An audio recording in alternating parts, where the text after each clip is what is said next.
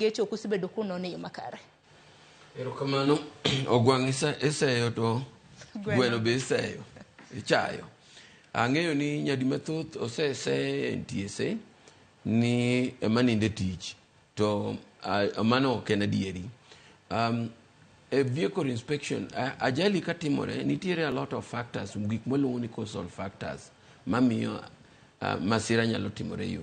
To mana kaka gola nowacho, kata sani UN ochange definition, gima ji wacho ni accident, mang'eny koro moko warifani road crash, not road accident. Nikech kiwacho accident, mano gima oyombowa ma ok wanyal.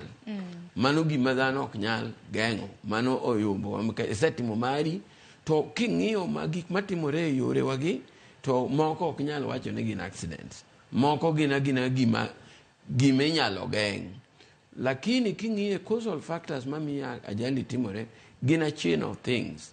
Samoro ne en gari kawuondre kata ni ne en gi mechanical problem, okelo gimachielo, ochako okelo gimachielo. Koro yudo ka nitie a lot of factors, samomiyo wang'iyo ga, mokwongo wang'iyo gimiluongo ni roadworthiness of a vehicle.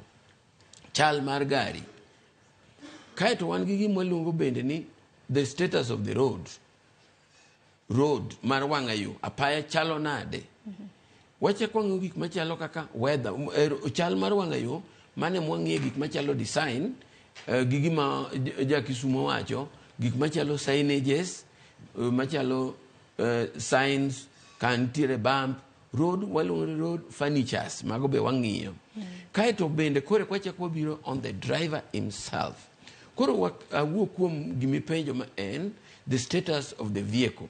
Mamano tija is to contribute. Kaluwore gi dwaro mar UN, wan gi 5 factors mwang'iyo on road safety. Achiel kuomgi, which I contribute to, is safer vehicles. In the safer vehicles, what do we do to ensure ni mondo gari manie wang'ayo is safer? One, wang'iyo gari ni mondo mi wang'e ni gari, kokele gari e inspection, nitiere gik manyaka wang'i. A gari nigi components mang'eny, lakini we look at, first of all, wabiro ng'iyo gik machalo the braking system mar gari. Chal nade. Wabiro ng'iyo, wan gi checklist ming'iyo kuom gari. Makokel gari, an inspector will start. Obiro kongo ng'iyo ni gari ni, lighting ne chal nade. Mago nyaka wang'i, nikech when lighting ka, emoting'o gik machalo directional indicators, braking lights, all those parking lights, all that. Nikech ko fail to ng'ato dwa dhi go kona, ibiro neno chandruok ka nitie kama no onge. Wachako wang'iyo gik machalo braking systems, kanye mwabiro ng'iyo gik machalo nyaka tires, be in gi tire man gi grip, koso tire mo worn out.